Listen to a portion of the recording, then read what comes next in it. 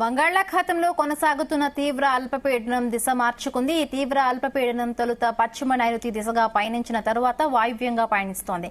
ఈ అల్పపీడనం దక్షిణ తమిళనాడు, ఉత్తర తమిళనాడుకు సమీపంలో కొనసాగుతోంది. ఇది ఇవాళ వాయువ్యంగా పయనిస్తుందని వాతావరణ కేంద్రం తెలిపింది. ఈ క్రమంలో అల్పపీడనంగా బలహీన పడుతుందని అంచనా వేస్తున్నారు. ఈ ప్రభావంతో ఇవాళ ప్రకాశం, నెల్లూరు, తిరుపతి, కడప జిల్లాల్లో కొన్ని ప్రాంతాల్లో తేలికపాటి నుండి మోస్తరు వర్షాలు కురిసే అవకాశం ఉంది. కృష్ణా, బాపట్ల, పల్నాడు, కర్నూలు, నంద్యాల, అనంతపురం, సత్యసాయి, అన్నమయ్య, చిత్తూరు జిల్లాలో కొన్ని ప్రాంతాల్లో తేలికపాటి వర్షాలు కురిసే అవకాశం ఉందని అంచనా వేశారు.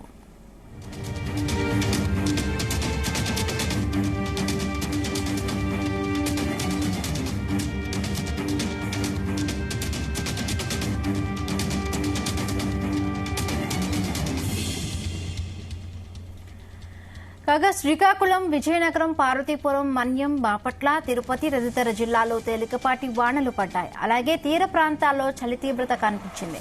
విశాఖపట్నం, కళింగపట్నం, తుని, నందిగామ, గన్నవరం, జంగమేశ్వపురం, బాపట్ల, ఒంగోలు, కావలి, నెల్లూరు, నంద్యాల, కర్నూలు, కడప, తిరుపతి ప్రాంతాల్లో ఉష్ణోగ్రతలు తగ్గాయి.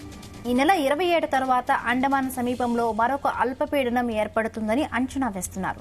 అల్పపీడనం ప్రభావంతో వర్షాల కారణంగా వరి పంట కోత వచ్చే సమయం కావడంతో రైతులు ఆందోళనలో ఉన్నారు. పంట సరిగ్గా చేతికి వచ్చే సమయంలో ఇలా వర్షాల కారణంగా ఆవేదన వ్యక్తం చేస్తున్నారు.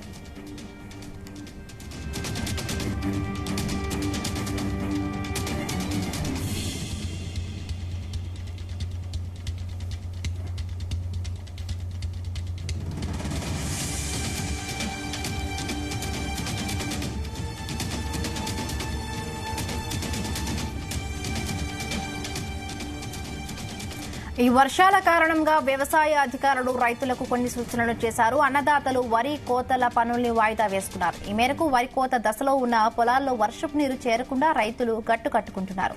కొందరు రైతులు ధాన్యాన్ని రోడ్డు, పొలాల్లో ఆరబెట్టుకున్నారు.